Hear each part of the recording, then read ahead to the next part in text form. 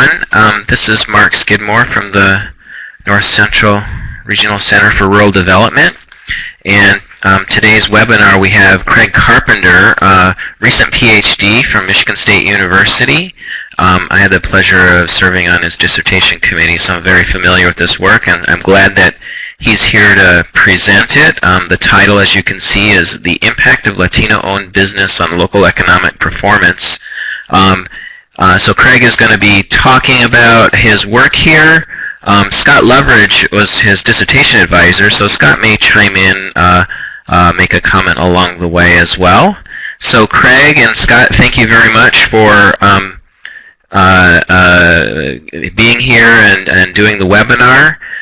For those who are participating, if you have any questions, you can use the chat section, and then Craig can respond to those questions along the way or near the end. So without further ado, Craig, I'm going to give the floor to you, and thanks again for being here. All right. Thanks a lot, Mark. So I'm going to be talking about exactly what the title says, the impact of Latino-owned business on local economic performance. When we say local economic performance, we're talking about different variables like per capita income and population change and poverty rate changes and that kind of thing. So just to give you all more of an idea of the outline of this presentation.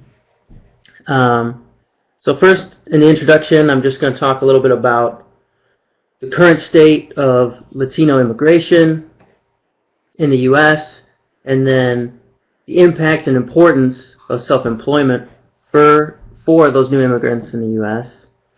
Then I'll move on to my research, talk about the data I used, the methods I used, and then the results that I found, and finally some conclusions and implications of that data.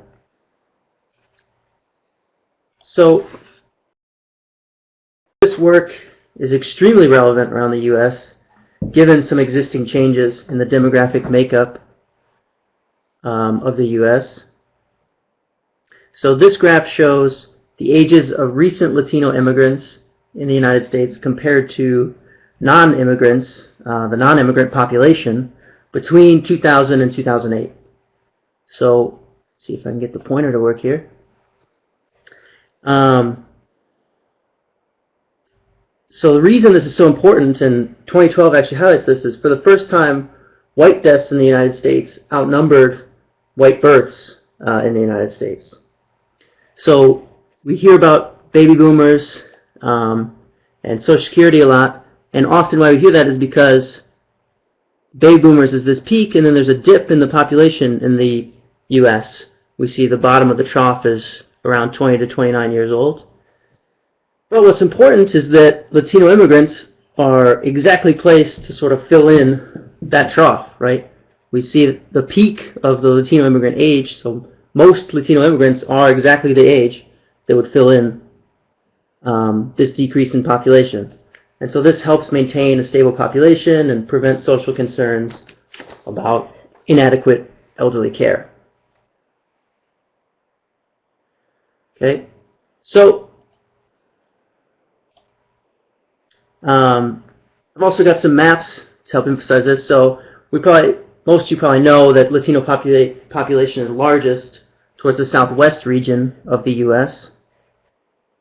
So this map shows that by county.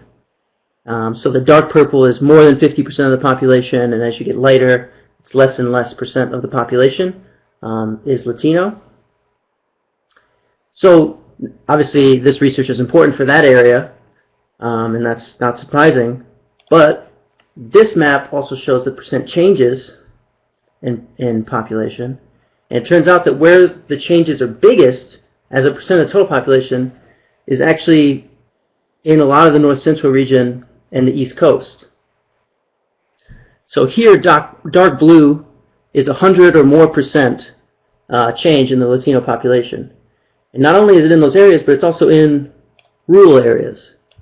So all in here, we can see lots of dark blue, and that's exactly what we're talking about. We've seen the North Central region has experienced some of the most rapid increases in Latino population, from 2000 to 2010.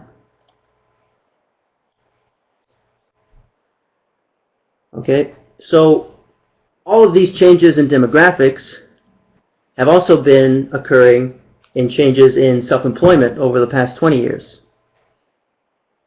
So, for example, in 2009, over a tenth of workers in the U.S. were self-employed. And small businesses and microenterprises accounted for almost a fifth of the total employment in the U.S. Microenterprise is a firm with 5 or less employees. So as a result, we've seen self-employment be proposed as an alternative to formal wage or salary employment, and that's especially for individuals who might have difficulty breaking into the formal employment market. And so because of this, we've seen that it can be an important route for immigrants in the U.S. economy to get into the mainstream market. And we also know that the Hispanic population in particular, not just immigrants in general, contributes disproportionately to the size of the self-employed population.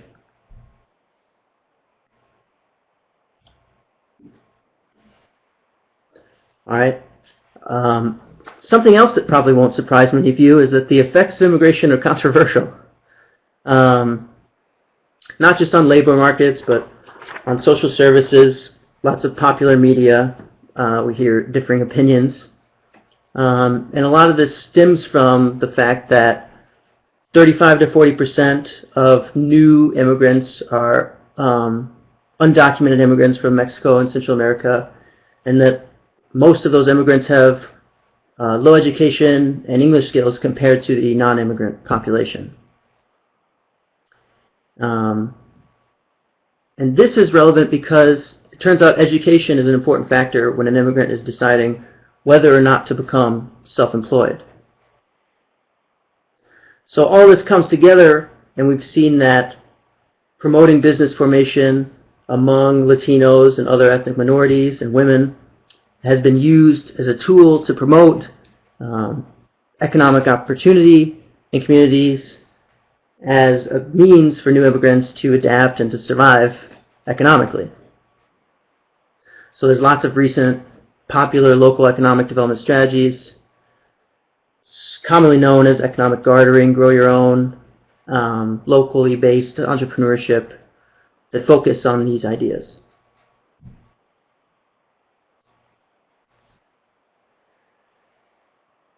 So current research has focused then on examining other minority-owned businesses, Latino-owned businesses, the relative associations with different factors, and how those factors impact their survival rates. And what we found is that relative to other ethnicities, Latinos concentrate in relatively vulnerable industries, such as lower order services, construction, wholesale trade, and retail trade. And this seems to be occurring because Latino-owned businesses lack financial capital to enter relatively high barrier industries. And when we talk about high barrier versus low barrier industries, high barrier industries are industries that require at least a bachelor's degree, often even higher than that, and a large amount of startup capital. And low barrier industries don't. So the reason this is important is because research has also found that business owners with large amounts of startup capital to spend on a new business will open a more lucrative business in a high barrier industry, and that others will, that are in low barrier industries experience lower growth and are relatively vulnerable to failure. So given all this, we might expect a divide in the impact of Latino-owned businesses in high versus low barrier industries in terms of impact on local economic performance.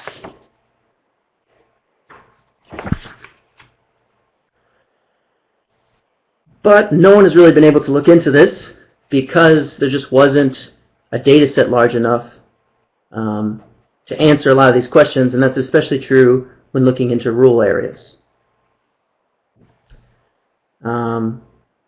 So My research attempted to address this by using data, limited access microdata, from one of the 24 census research data centers around the U.S.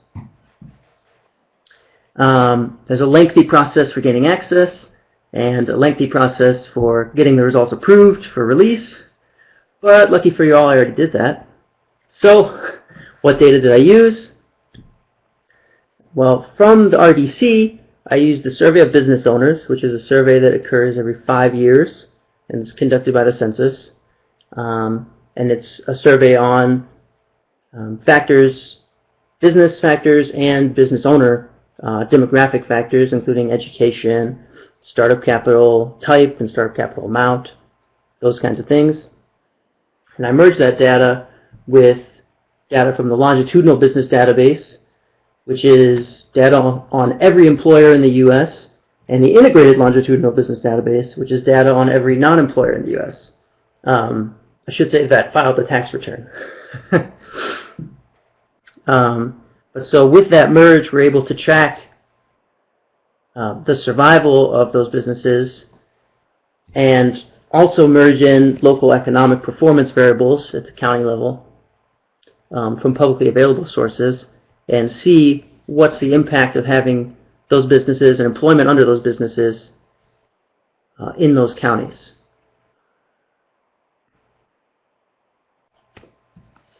So these are the methods. I can go into more detail. I have other slides after the presentation if anyone's interested.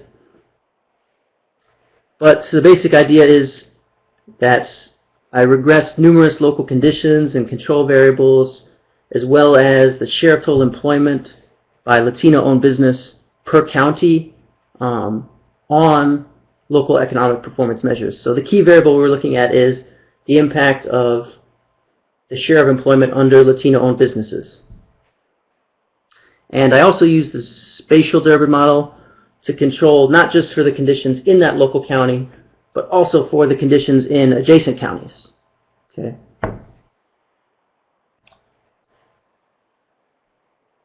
So here are some of the more important results.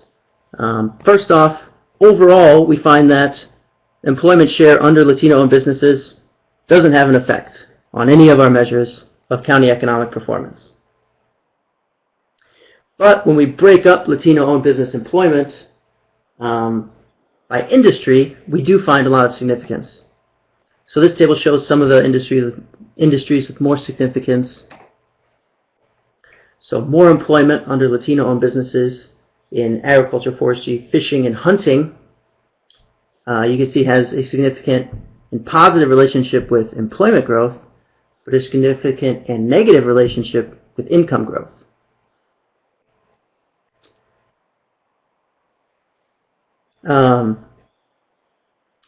We can also move down to the construction industry. And we can see there that it has a significant and positive relationship with income growth. And you can see the others have different relationships depending on our measure of economic performance and depending on the industry. So this page has a little summary of those results. So this essay does indeed support the idea that Latino-owned business employment share in low barrier industries has a negative effect on local economic performance measures. And at the same time, Latino-owned business employment in high barrier industries has a positive impact on local economic performance measures. So the major exception is construction. Despite being what's considered a low barrier industry, Latino-owned business seems to have a positive impact within the construction industry. These regressions did also control for building permits in each county, so it's not likely to be the result of some kind of endogenous economic conditions.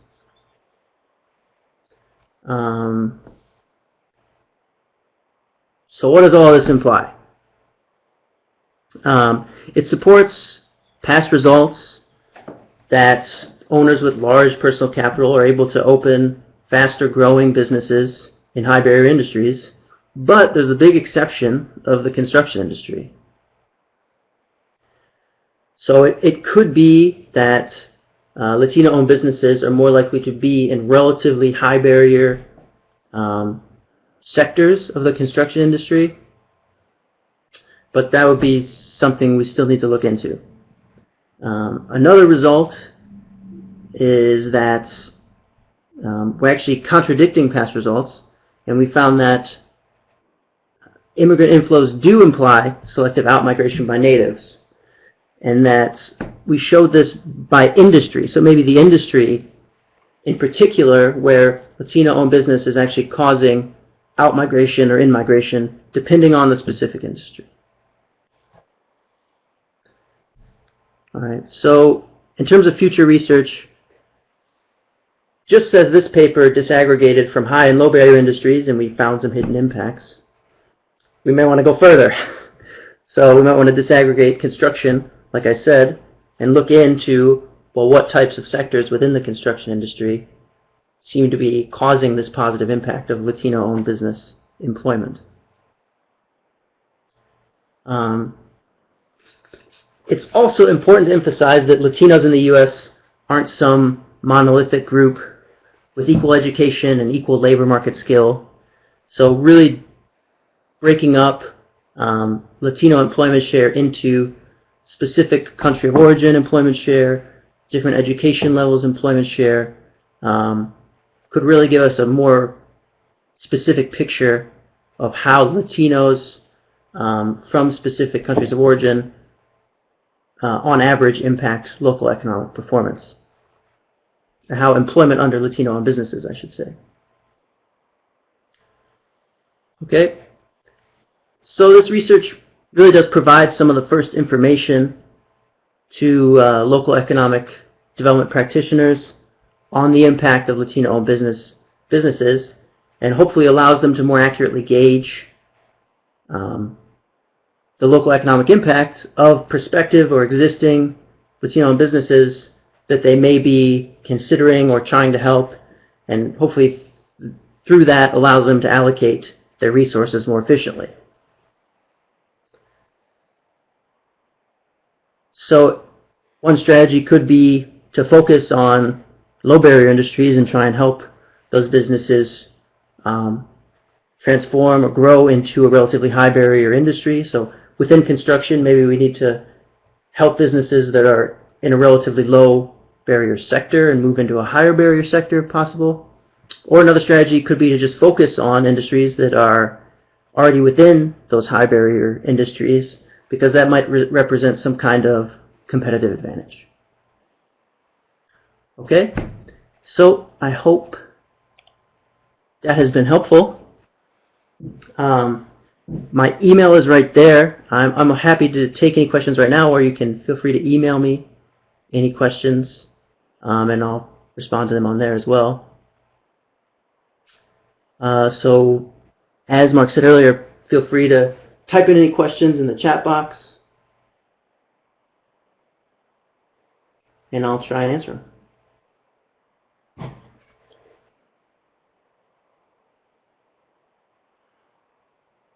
All right, so Jill is asking what type of Latino-owned business would fall under agriculture, forestry, fishing, and hunting.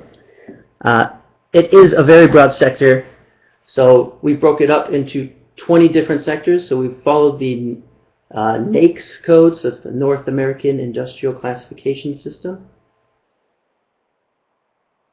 And so the first one of those is the agriculture, forestry, fishing, and hunting sector. And it is exactly as broad as it sounds. So a small business within agriculture, or a logging business, anything like that, in general, really does fall within that sector. Landscaping? Landscaping. Yeah, thank you.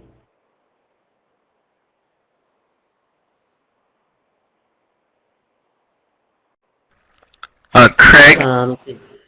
Yeah, sorry. All right, go ahead. Looks like somebody has a question there. Go ahead. All right, so the other question is, what type of regression model did you use to capture adjacent county impacts? I used the Spatial Durbin Model.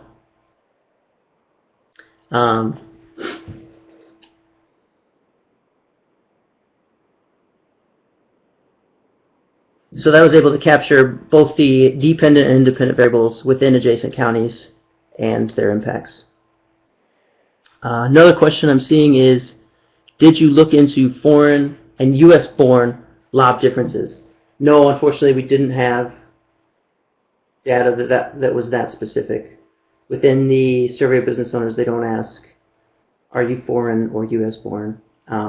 That would fall under the category of looking into different types of Latinos from different countries of origin, I should say, as well as just the difference between an immigrant and a non-immigrant.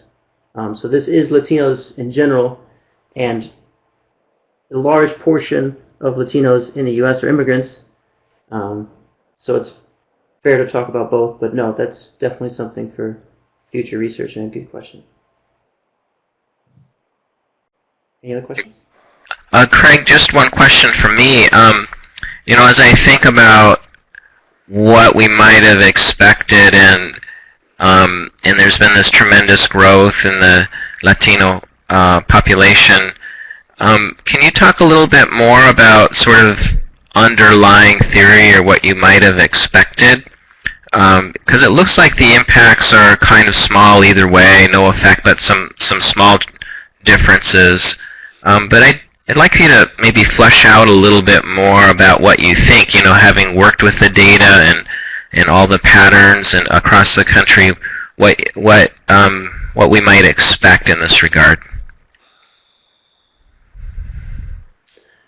Okay, so the data did look small, but I should say that that was on growth rates, and so given Latino-owned businesses are still a very small portion of businesses in general, and we're talking about rates, even when we're talking about decimals in terms of percent growth and income or something like that, it's actually relatively large. It's not an insignificant amount. In terms of what research we're building on or the theory behind this, research in the past has just looked at what leads to different businesses surviving and growing at different rates, and especially Latino businesses. So we're building off that mostly when we talk about different types of industries typically lead to Latino-owned businesses growing at slower rates or being more likely to survive.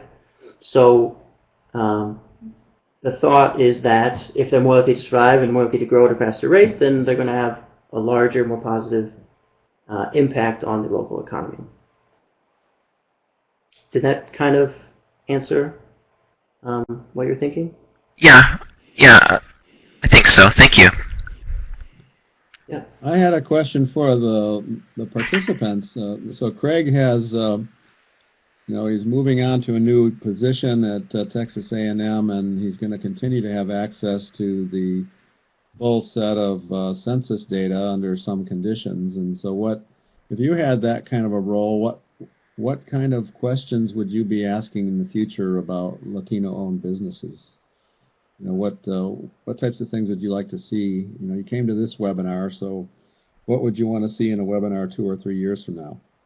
So just type that into the chat box. Yeah, thank you. That's a great question for them, selfishly.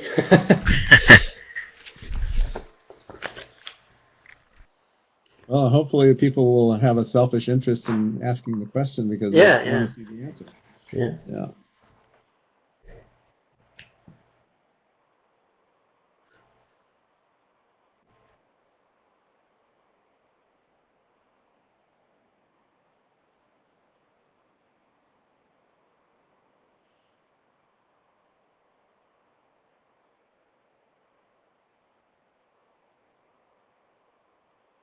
Well, that's a good question. So, yeah. Thanks, Rex. That's a good one. Yeah. So the question is, what is the access of Latino-owned business to publicly funded economic development programs? closest I've gotten in my research so far to that is looking into the impact of government guaranteed loans or government loans on Latino-owned businesses. And if I'm remembering correctly, it was an insignificant effect.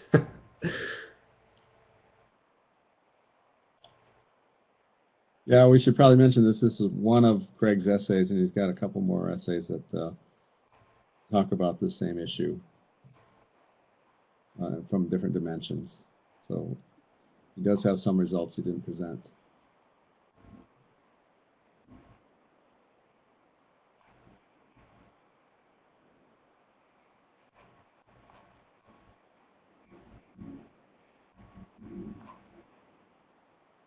Good question from Lizette. You want to answer that one, Craig? Sure. So Lizette asks how well your dependent variable captures employment. Usually survey business owners publish estimates, only register employment in registered employer firms. There's a lot of employment under the table, though. Yeah, that's very true. So another area for future research, which I did mention in the dissertation but not here, is finding a data set that tries to look into that, or surveying people that tries to look into that. Naturally, it's hard because it's under the table, so no one's really going to talk about it too much. So one of my essays did try to look into the impact of unpaid family employees, which might capture a little of that, but not to the detail we were looking at in this essay. Is your sense that they would be employers? I would think that there'd be a much larger group of people who are employees that aren't registered than employers. Yeah, but so if we're looking at employment share within the county that is under a Latino-owned business, and if it's the case that a lot of that employment share is under the table, then it won't show up within the data. Yeah. So yeah, it's a good question, one we get frequently. So yeah, we did have access to the raw SBO data, not their estimates, which helped us out a little bit, but yeah, not to address under the table activity.